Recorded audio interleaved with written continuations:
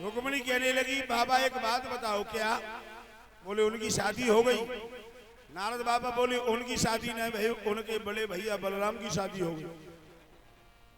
जो रुक्मिणी ने सुनी कि कन्हैया की शादी नहीं भाई, सोई मन ही मन में संकल्प करो क्या कि श्याम ना मिले तो मैं जोगन बन जाऊंगी। श्याम ना मिले, श्याम ना मिले तो मैं जोगिन बन जाऊंगी।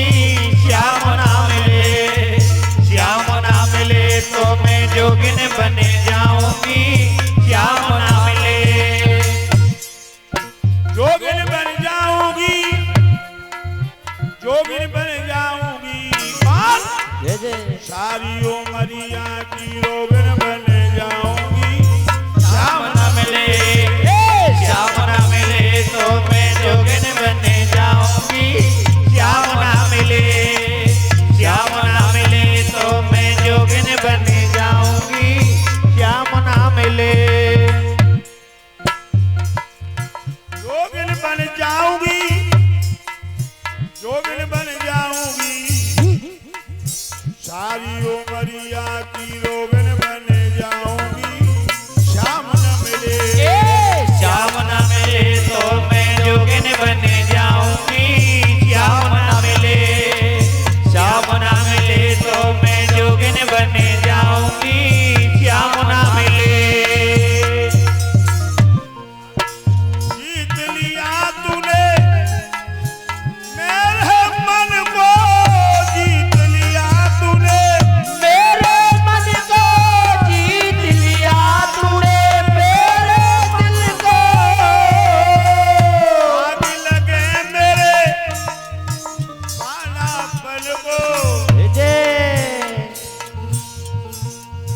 तेरे चरणों की भिखारन बन जाऊंगी। श्याम न मिले, श्याम ना मिले तो मैं जोगिन बन जाऊंगी। श्याम ना मिले, श्याम ना मिले तो मैं जोगिन बन जाऊंगी। श्याम ना मिले, जवाब दिया है अगर भगवान मुझे नहीं मिले हैं तो मैं विवाह नहीं करूंगी। और मैं विवाह तभी करूंगी जब मेरे गले में भगवान कन्हैया की माला पड़ेगी। मन ही मन में संकल्प कर लिया रुक्मिणी ने। कलश वाली बिटिया खड़ी हो जाए। श्री सुखदेव जी कहने लगे हे राजन परीक्षित, अगर रुक्मिणी की मैया ने रुक्मिणी के पिता से कही कि हे प्राणनाथ एक काम करो,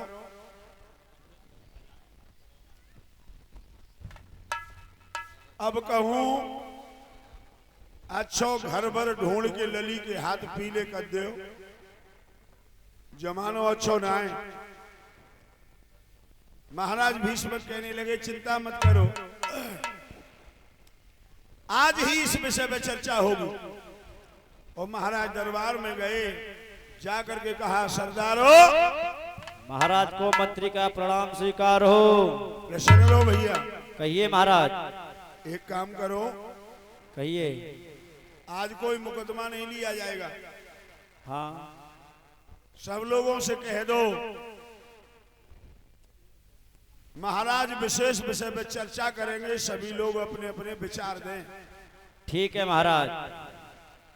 ध्यान दें, आज हमारे महाराज कोई मुकदमा नहीं लेंगे क्योंकि विशेष विषय पे खर्चा करेंगे। चर्चा नहीं, चर्चा खर्चा नहीं, चर्चा। अच्छा ठीक है महाराज, रिपीट करता हूँ मैं। महाराज विशेष विषय पर चर्चा करेंगे, ठीक है सभी महाराज। लोग अपने अपने विचार दें। पुनः ध्यान दें, आज हमारे महाराज कोई मुकदमा नहीं लेंगे क्योंकि आज हमारे महाराज भूखे हैं, अपने घर से आम का अचार दें। क्या बेवकूफ है बिल्कुल? तो महाराज कैसे कहिए? कभी खर्चा कभी आम का अचार। तो अब क्या कह रहा हूँ महाराज? थोड़ा भी नहीं है तेरे दिल में विचार? अब के महाराज सब किस विचार। बात का करते हो प्रचार? जब महाराज अब के करेंगे, खुल के करेंगे। पुनः ध्यान दें, आज हमारे महाराज कोई मुकदमा नहीं लेंगे क्योंकि आज हमारे महाराज पर्चा भरेंगे। ये क्या बेवकूफ है बिल्कुल। तो महाराज कैसे कहूँ महाराज, एक चांस सभी लोगों से कहो महाराज विशेष विषय पे चर्चा करेंगे। ठीक है महाराज। तो सभी लोग अपने अपने विचार दें। ठीक है महाराज। ध्यान दें, आज हमारे महाराज कोई मुकदमा नहीं लेंगे, आप अपने अपने विचार दें। अब तो ठीक है महाराज। ठीक। आप लोग सोच रहे होंगे ऐसा कौन सा विषय है जिसपे मुकदमा कल के लिए बढ़ा दिए गए हैं। तो मैं बता दूं, हमारी बेटी रुक्मिणी विवाह के योग्य हो चुकी है। अगर आप लोगों की नजर में हमारी बेटी रुक्मिणी के लिए कोई दूल्हा हो तो आप निसंकोच बताइए। महाराज हाँ, लड़की कितनी उम्र की है? लड़की की उम्र है 21 वर्ष। लड़का कितनी उम्र का चाहिए आपको? लड़का चाहिए कम से कम 25 वर्ष का। 25? महाराज तुम्हें ये करवाए थे तो कैसे रहे जुगाड़? महाराज हाँ, बन गई बात, सोच विचारो काय को है। 25 5 साल के 5। क्या बेवकूफ हो बिल्कुल। 5 वर्ष के बच्चों को लेके गोदी में खिलाएगी वो? महाराज दुखी नहीं रहेगी 5 अंते।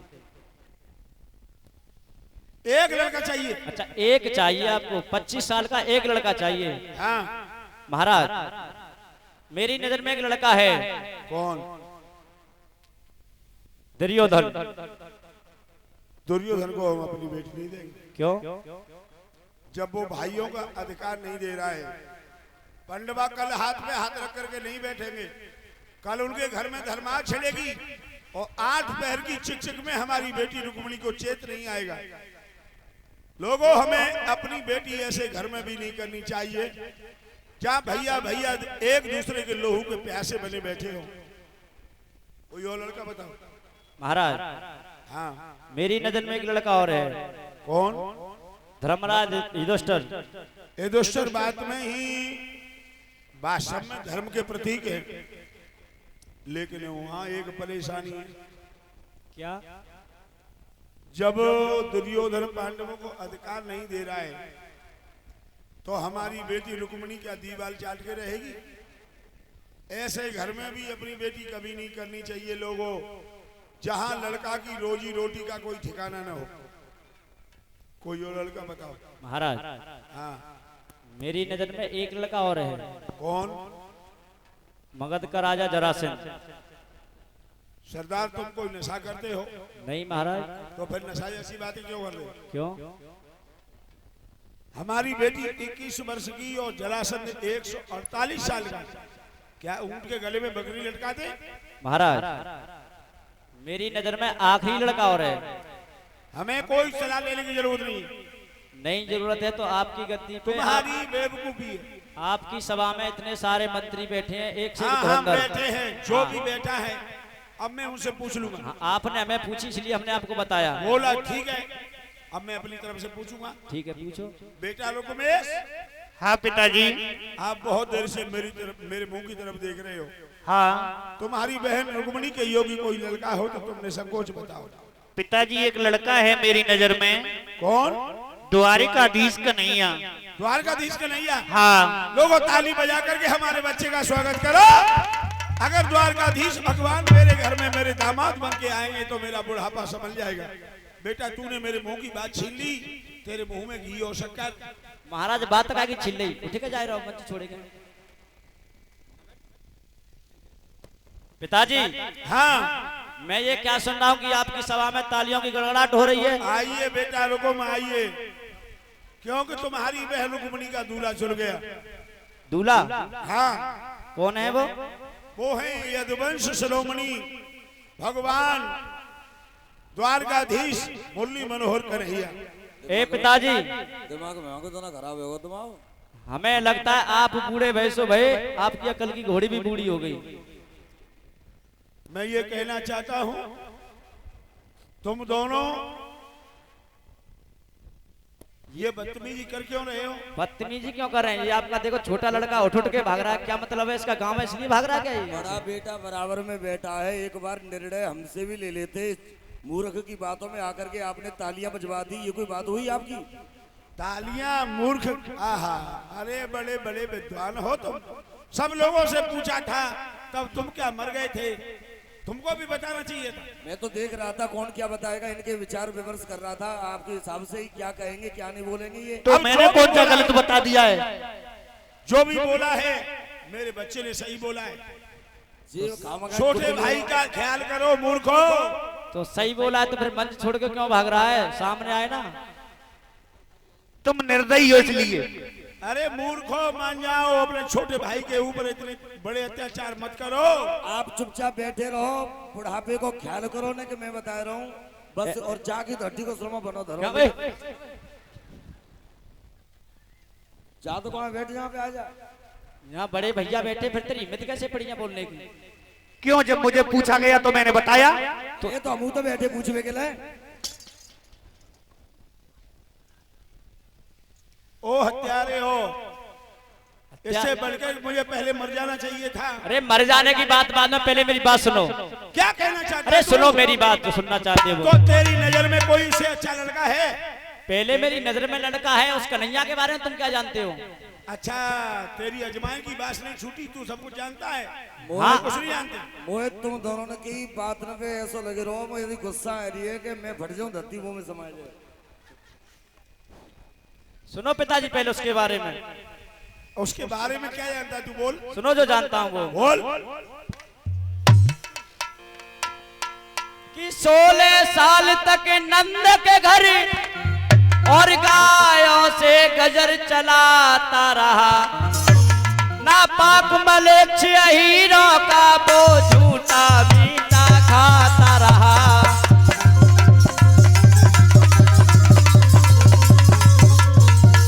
ना पाक मलेच्छ हीरों का वो झूठा मीठा खाता रहा।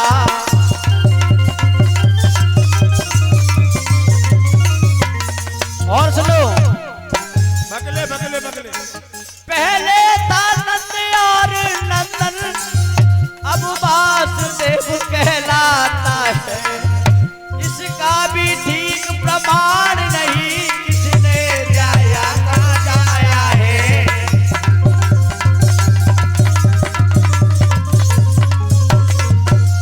इसका भी ठीक प्रमाण नहीं, किसने जाया कब जाया है।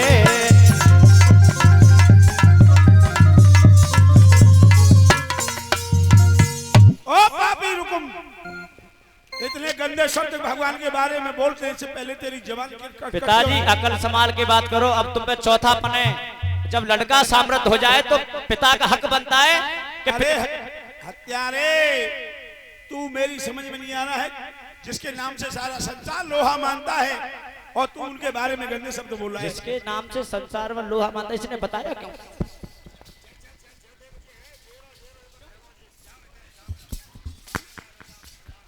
तूने बताया क्यों? मान्या हत्यारे, ओ मान्या, तुम करवा रहे हो सब ये कुछ। छोटे भाइयों पे मत हाथ उठवा। ये सब कुछ तुम करवा रहे हो। ए भैया रुको, बहुत देर हो गई तुम्हें।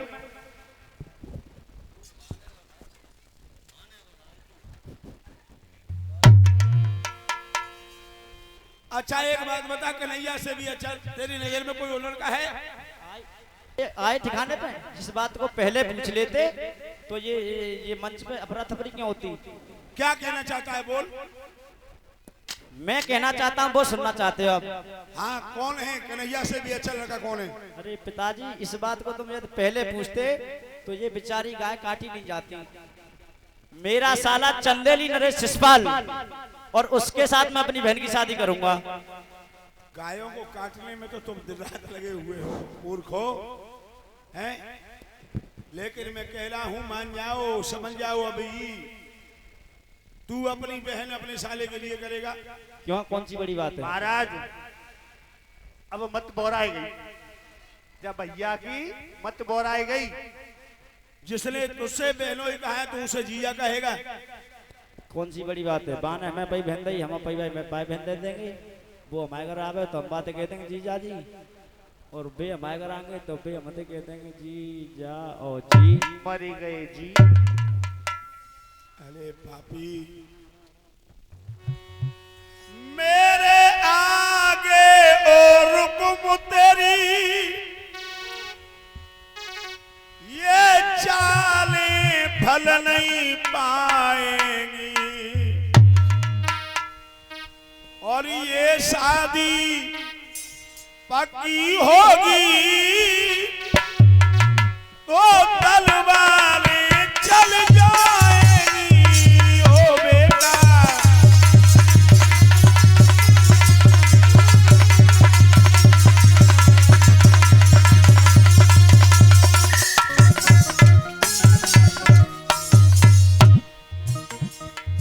ये शादी पक्की होगी तो तलवारें चल जाएंगी।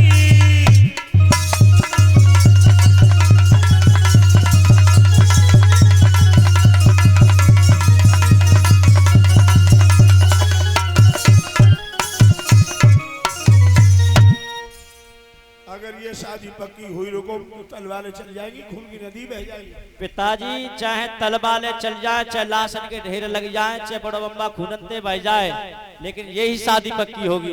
मेरे भगवत प्रेमियों, उस बूढ़े बाप की नहीं चली, और लोगों ने नाई ब्राह्मण को बुलाया, लगन पत्र का लिखवा करके लोगों के द्वारा चंदेरी में शिषपाल के लिए टीका चढ़ गया। अब रुक्मिणी की सहेली रुक्मिणी के पास पहुंची और कहने लगी, बहन रुक्मिणी, हाँ बहना बोलो, बाहर निकल, हमें इनाम दे, हमारा मुंह मीठा करवा, हम तुझे खुशखबरी सुनाने आई हैं। रुक्मिणी कहने लगी, पहले खुशखबरी सुनाओ तब मुंह मीठा करवाऊंगी। रुक्मिणी की सहेली कहने लगी, बहन तेरा दूल्हा चुन गया। बोली कौन? सहेली बोली, जिससे दिग्गज टहलाते हैं, कम ठकुलाते हैं, ऐसे महान वीर शिषपाल के साथ भगवान ने तेरा जोड़ा जोड़ दिया। जो रुक्मिणी ने शिषपाल को नाम सुनो है, सोई कहने लगी, बहना क्या इसी के बदले में इनाम चाह रही थी? तो इसके बदले में बहन तुझे और मेरी चमड़ी मिल जाएगी।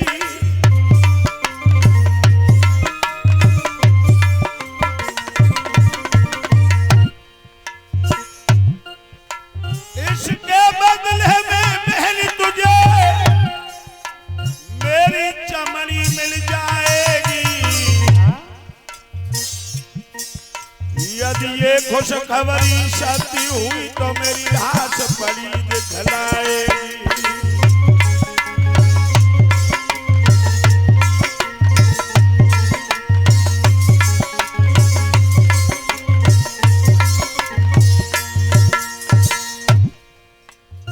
मेरी लाश मिलेगी तो मेरे शरीर की चमड़ी उतार के ले जाना, उसको अपनी इनाम और इकराम समझ लेना। बहन रुक्मिणी की सहेली बोली, तो क्या मतलब है, तेरे मन का मीत कोई और है? बोली हाँ। कौन? रुक्मिणी बोली, सुनो, मेरे तन है, मेरे मन है, मेरे जीवन धन है, और बहन कसम से कह रही हूँ, मेरे पिया देवकी नंदन है।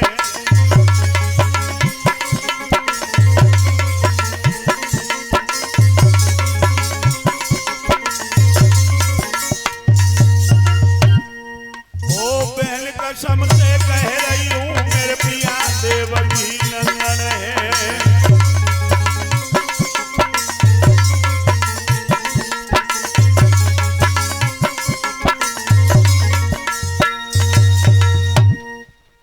याद रखना, कहने लगी बहन, मेरे तन मेरे जीवन के जीवन धन मेरे भगवान मुरली मनोहर कन्हैया है। और बहन एक बात और बता दूं, भामरे भले ही पड़ जाएं, लेकिन सच्चा पति वही होता है जिसके लिए दिल में जगह होती है। सहेली बोली दिल में जगह कब होती है? रुक्मणी बोली सुन, तो दिल में जगह तब होती है और जब आत्माएं मिल जाती है।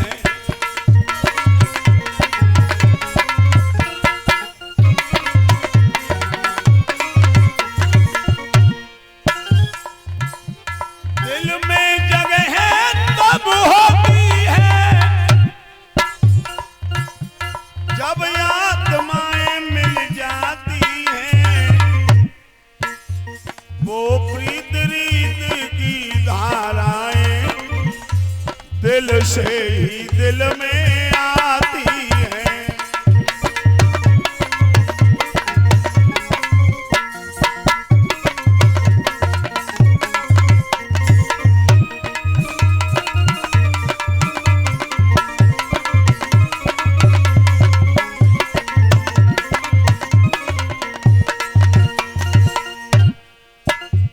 इसीलिए तो मैं बोल देता हूं, डगर पनघट की बड़ी कठिन है। डगर पनघट की बहुत कठिन है।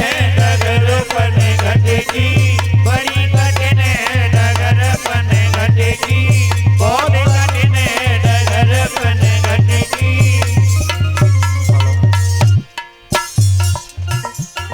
पनघट की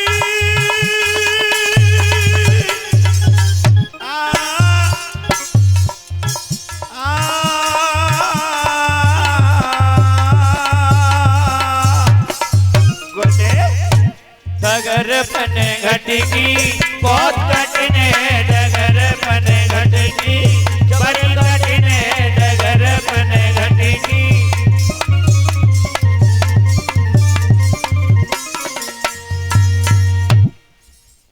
जवाब दिया, बहन मेरे तन मेरे मन मेरे जीवन के जीवन धन भगवान मुरली मनोहर कन्हैया है।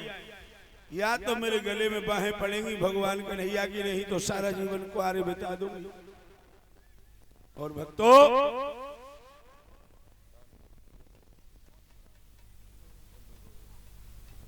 रुक्मणी की सहेलियां इतनी सुन करके चली गई और इधर रुक्मणी बैठ गई घुटनों के बल, भगवान का ध्यान करके बोली है, हे कृष्ण भगवान, ये यदुवंश श्रोमणी, हे मुरली मनोहर,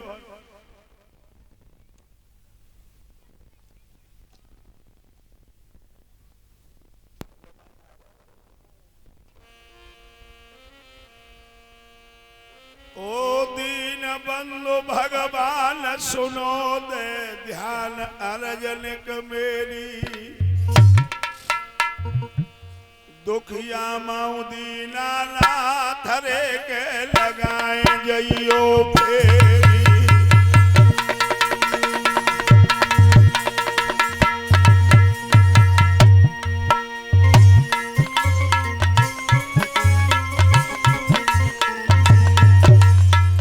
अरे लगाइयो फेरी लगाता फेरी समरिया फेरी लगाता फेरी। क्या बात है गुरुदेव। दुखिया माऊ दीना नाथ रे के लगाए जइयो फेरी।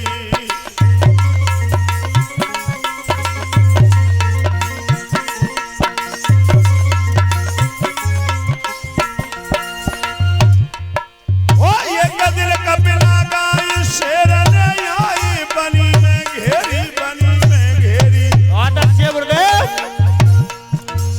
अब ने सही दीना नाथ रे के दशा तो हुई मेरी।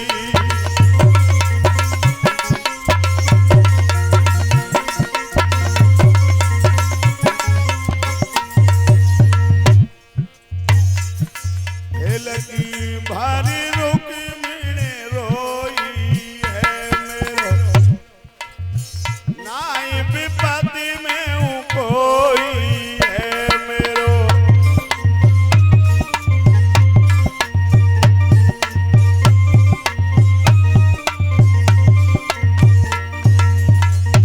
प्रभु आप करें सोई होई है क्यों, नाथ बने निरमोई